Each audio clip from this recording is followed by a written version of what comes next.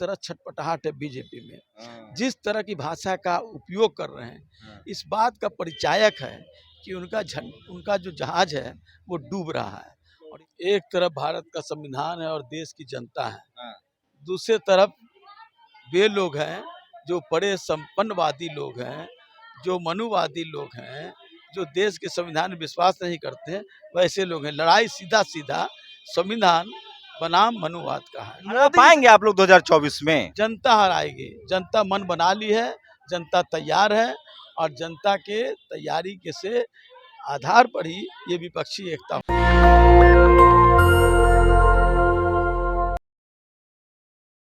कार्यालय में हूँ। कल जेडीयू और आरजेडी ने एक बड़ा इनिशिएटिव लिया था। 15 पार्टी के नेता पटना में जुटे थे। मेरे साथ श्याम रजक हैं।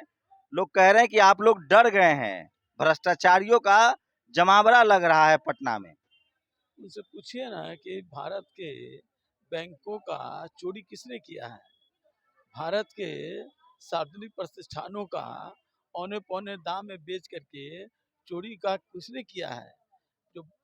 जो चोर खुद है वो कर रहा है दूसरे को चोर। ये तो कहावत ही पुरानी है। सारा टीवी अखबार वाला कह रहा है कि आप लोग डर गए हैं, घबरा गए हैं। एक मोदी जी से लड़ने के लिए 15-15 जमा हो रहे हैं आप लोग। एक तरफ भारत का संविधान है और देश की जनता है, दूसरे तरफ वे लोग हैं जो बड़े संपन्नवादी लोग हैं, जो मनुवादी लोग हैं, जो देश के संविधान में विश्वास नहीं करते हैं, वैसे लोग हैं। लड़ाई सीधा सीधा संविधान बनाम मनुवाद का है। मोदी जी से ज्यादा कोई संविधान मानता है। देखिए अमेरिका में उन्होंने कहा कि भारत का संविधान लागू है, मैं जाति, धर्म और लिंग के आधार पर कोई भेदभाव नहीं होता है हमारे देश में। सबका साथ, सबका विकास, सबका प्रयास। गोवल्स के जो वंशज हैं उनकी यही भाषा रहती है कि किसी चीज को 100 बार झूठ बोल दो वो सत्य साबित हो जाता है। बाहर जाकर के तो कुछ कहते हैं। वो मिस्र में मस्जिद में भी जा रहे हैं, तो यहाँ की बाबरी मस्जिद को तोड़वाने में और देश में खास करके उत्तर प्रदेश में जो अकलियत लोगों के साथ जो किया गया है वो कौन सी धर्मनिरपेक्षता है और वो कौन सा संविधान की रक्षा। हरा पाएंगे आप लोग 2024 में? जनता हराएगी। जनता मन बना ली है, जनता तैयार है और जनता के तैयारी के से आधार पर ही ये विपक्षी एकता। मुद्दा क्या है आप लोग के पास? मुद्दा हमारा भय, भूख, भ्रष्टाचार जो सवाल है। आज भय से लोग घबराए हुए हैं, भूख से लोग मर रहे हैं, रोजगार की चिंता में लोग आत्महत्या करने का काम कर रहे हैं। नई शिक्षा नीति देश को गुलाम बनाने का काम कर रही है। ये देश सिर्फ मानचित्र का देश नहीं है, ये देश लोगों के दिलों का जुड़ा हुआ। कैसे लड़ेंगे? ना आपके पास टीवी है, ना अखबार है, ना आपको कोई दिखाता है, ना आप लोग के बारे में मीडिया लगी हुई है पीछे, कह रही है कि ये सब भ्रष्टाचारियों का जमावड़ा है, ये लोग सब आपस में लड़ते हैं, इनमें कोई दुल्हा नहीं है। ऐसा लग रहा है जैसे शादी का माहौल है। देखिए, ये जारा बात कहते रहे, कोई हमको चिंता करने वाले नहीं। देश की जनता तैयार बैठी हुई है। इनके लाख प्रयास से कर्नाटक हार गया, हिमाचल हार गया, अब इनका हारने का सिलसिला चालू हो गया है और देश में 24 के चुनाव में ये बुढ़िया बिस्तर लेकर के अब रसातल में। श्याम जी, आप सीनियर नेता है, तो चलिए ये सब सवाल वो थे जो टीवी अखबार आप लोग के बारे में अनर्गल पर लाभ कर रहा है। क्या इम्पैक्ट देख रहे हैं? ये सोशली तो ये बहुत बड़ा इम्पैक्ट है। 1700 विधायक वाले सारे पार्टी के नेता थे। अगर मान लीजिए जो कल लोग जुटे थे उनके पास 1722 विधायक हैं, बीजेपी से 400 ज्यादा। क्या ये वजह है कि मीडिया अखबार को लगा दिया गया है कि इन लोगों को बदनाम करो? वो तो करेगा ही, उनका एजेंडा है। उनका एजेंडा है कि सामने वाली जो प्रजातांत्रिक शक्तियां हैं इसको कमजोर करो और कमजोर करने की वो प्रयास कर रहे हैं। हालांकि उसमें सफलता नहीं मिलेगी।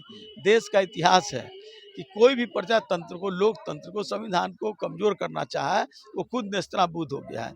और आज स्थिति ये हो गई है, पराकाष्ठा पर चली गई है। अब देश को तोड़ने वाला और देश को जोड़ने वालों की लड़ाई है। लेकिन सोशल जस्टिस की पार्टी है आप लोग की, वो आवाज नहीं उठती दिख रही है। निश्चित आवाज होती है, आप नहीं देख रहे हैं। सोशल जस्टिस के ही सवाल पर हम लोग लड़ाई लड़ रहे हैं। देश में जो लोग गरीब गुरबा हैं, जो भूख से प्रताड़ित हो रहे हैं, कुपोषण से प्रताड़ित हो रहे हैं, वो सोशल जस्टिस वाले ही लोग हैं। उसी की लड़ाई तो हम लड़ रहे हैं। लालू जी का कल जिस तरह से अंदाज दिखा, क्या वो वापसी कर रहे हैं? इससे फायदा होता दिख रहा है आप लोगों को? लालू जी अब मजबूत हो चुके हैं।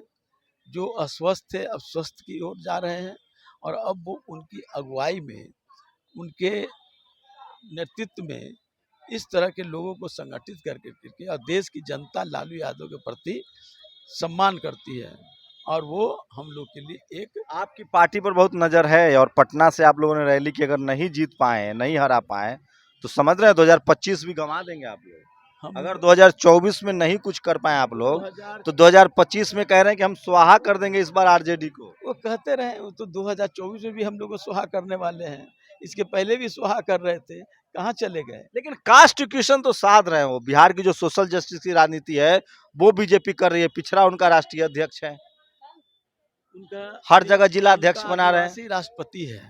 हाँ।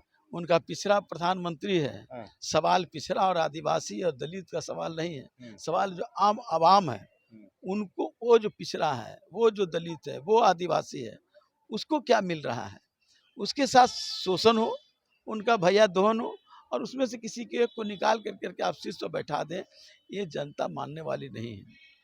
तो ये बात आप लोग मैसेज जनता तक पहुंचेगी कैसे? आप लोग के पास तो है ही नहीं कुछ, मीडिया न टीवी न अखबार। कल सोशल मीडिया को आप लोगों ने बैन कर दिया, जाने ही नहीं दिया उस मीटिंग में। तो कह रहे हैं कि हम देश की जनता के साथ हैं, और जनता बहुत समझदार है, जनता को कुछ बताने की जरूरत नहीं, जनता हर चीज देखती है और जनता मालिक है। आप लोग कहाँ से लाते हैं इतना आत्मविश्वास ऐसे दौर में, जब सब तरफ निराशा है, लोगों को लगता है कि मोदी नहीं तो कौन? हजारों वर्षों का मार खाने के बाद भी हम मजबूती से खड़े हैं, यही मेरी ताकत है। आपकी क्या भूमिका रहेगी 2024 में? लोकसभा चुनाव लड़ रहे हैं आप, ये तो पार्टी तय करेगी, ये कौन कहाँ से लड़ेगा, कौन लड़ेगा, कौन नहीं लड़ेगा, ये हमारे गठबंधन और हमारी पार्टी का तय करेगा। हमारे सामने एक ही लक्ष्य कि मोदी को परास्त करना है।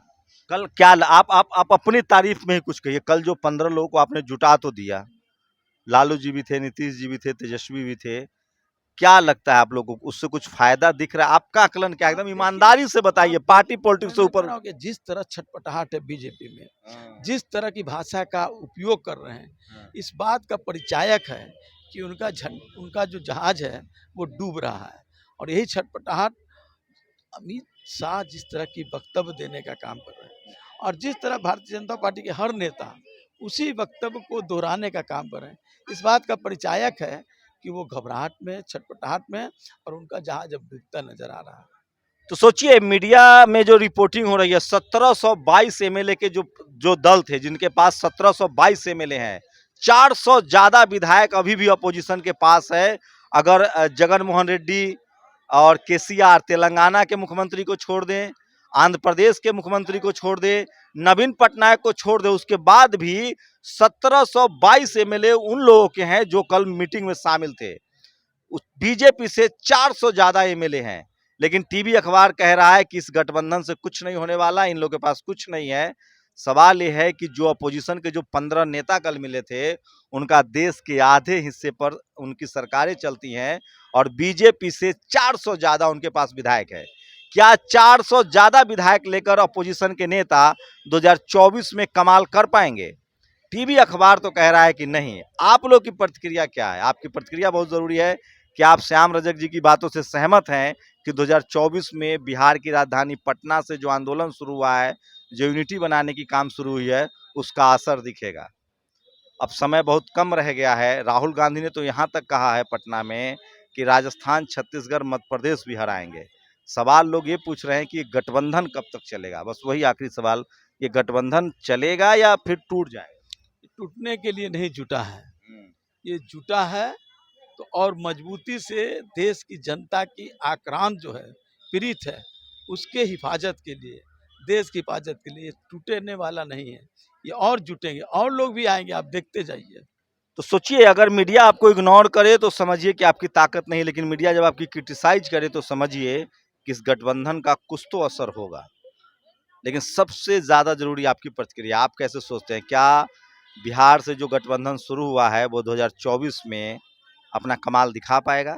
आपकी क्या राय है? शंभू कुमार सिंह, नेशनल दस्तक, पटना। नेशनल दस्तक की आपसे गुजारिश है कि अगर इसको बचाना चाहते हैं तो नेशनल दस्तक को सब्सक्राइब करने के लिए रेड कलर के सब्सक्राइब बटन को दबाएं, फिर बेल आइकन की घंटी दबाएं। नेशनल दस्तक को बचाने के लिए बहुत जरूरी है कि हर खबर को शेयर करें, लाइक करें, कमेंट जरूर करें।